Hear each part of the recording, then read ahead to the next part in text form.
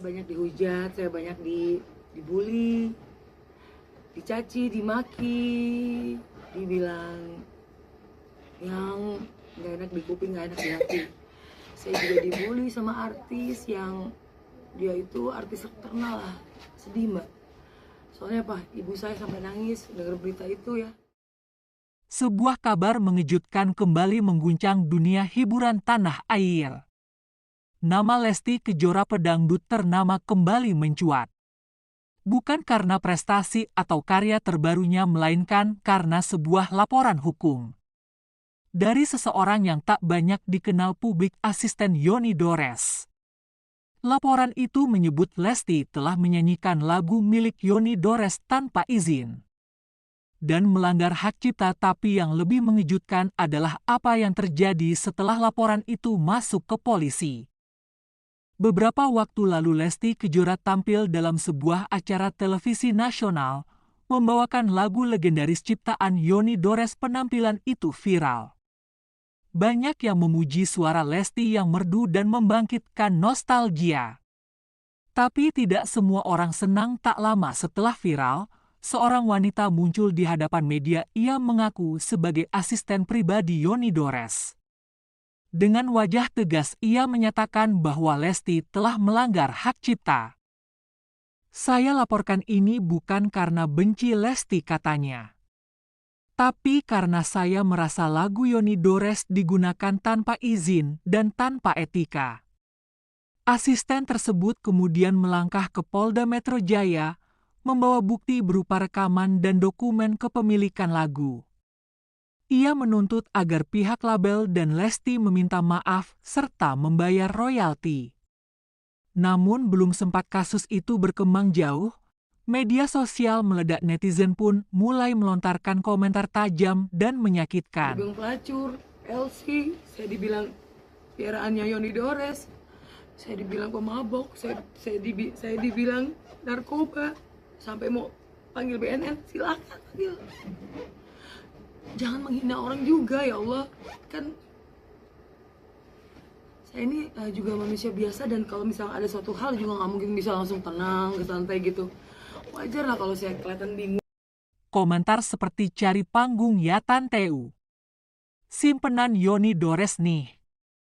Lagu lama kok digugat, udah viral juga gara-gara Lesti," ucap netizen. Membanjiri akun media dan berita. Asisten Yoni Dores yang awalnya percaya diri mulai bungkam dalam sebuah unggahan video yang kini telah dihapus. Ia terlihat menangis dan meminta netizen berhenti menghujat.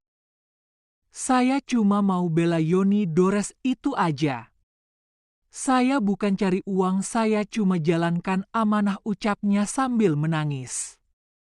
Ia mengaku syok, tak menyangka akan dibully sehebat itu, bahkan sempat mengurung diri dan tidak keluar rumah selama berhari-hari karena merasa depresi. Seorang psikolog yang diwawancarai media menyatakan, orang biasa yang tiba-tiba jadi pusat perhatian negatif bisa mengalami trauma mental serius. Apalagi jika niatnya dianggap salah oleh publik. Di mata masyarakat, Lesti adalah figur yang dicintai, dan siapapun yang berseberangan dengannya bisa langsung jadi musuh bersama. Sementara itu, hingga kini Lesti belum memberikan pernyataan langsung soal laporan tersebut. Pihak manajemennya hanya mengatakan bahwa mereka akan menempuh jalur hukum jika diperlukan. Di sisi lain, laporan itu masih diproses dan belum diketahui apakah akan berlanjut ke persidangan atau tidak. Apakah benar Lesti bersalah? Apakah asisten Yoni Dores terlalu berlebihan? Ataukah keduanya hanya korban dari miskomunikasi dan budaya digital yang cepat menghakimi? Tak butuh waktu lama netizen langsung bereaksi. Fans Lesti, atau yang biasa dikenal sebagai Leslar Lovers, merasa tersinggung dan geram. Media sosial pun memanas. Bukan hanya fans, publik figur dan musisi lain pun ikut angkat bicara. Beberapa menyayangkan pernyataan tersebut, sementara lainnya menyerukan pentingnya etika dalam menyampaikan kritik. Di tengah hujatan itu, Lesti sendiri memilih diam. Sikapnya yang tenang justru semakin membuat publik kagum. Tak ada balasan, tak ada amarah, hanya keheningan yang bermakna. Akhirnya setelah beberapa hari badai kritik tak mereda, asisten Yoni Dores muncul di depan publik dengan nada penuh penyesalan. Saya hilap, saya terlalu cepat bicara tanpa berpikir. Saya minta maaf yang sebesar-besarnya kepada Lesti Kejora, keluarga dan semua fansnya, ucap asisten Yoni Dores. Namun setelah asisten Yoni Dores meminta maaf kepada Lesti bersama fans-fansnya, bukannya netizen makin adem, malah makin memanas. Semoga kita bisa belajar dari Lesti yang selalu membalas kebencian dengan kasih, dan dari sang asisten yang berani mengakui kesalahan di tengah badai kritik. Karena sejatinya dunia ini tak butuh lebih banyak kebencian, tapi lebih banyak hati yang tulus. Waktu yang akan menjawab, namun satu hal yang pasti, publik semakin cerdas dalam menilai mana yang tulus, mana yang hanya sensasi. Saya ikhlas nggak apa-apa dibully. Dan mungkin nanti juga kan ke depan, nanti juga netizen dan lain-lain itu akan tahu Pak Yoni maunya apa di saat nanti hakim ketuk bahwa Pak Yoni itu tidak bersalah dan Pak Yoni itu benar. Terima kasih telah menyaksikan video ini sampai habis. Kalau kamu punya pendapat, jangan ragu tulis di kolom komentar ya. Apakah kamu tim Lesti atau justru mendukung langkah sang asisten? Jangan lupa untuk like, komen, dan tentunya subscribe agar kamu nggak ketinggalan cerita-cerita seru dan viral lainnya. Di dunia hiburan tanah air, tekan juga tombol share. Jika kamu rasa video ini layak untuk diketahui orang-orang terdekatmu. Sampai jumpa di video selanjutnya, tetap bijak menyikapi. Karena di balik kontroversi selalu ada sisi manusiawi. Tapi kan kita perlu Lesti duduk bareng, bicara ini akun siapa-siapa yang nyanyi pada saat itu, di mana, di Subang kayak Majalengka apa. Kan beliau bisa bercerita. Beliau kan bisa membantu dong Pak Yoni. Kan begitu. Kalau tidak ada jalur dari dia, kita dari mana?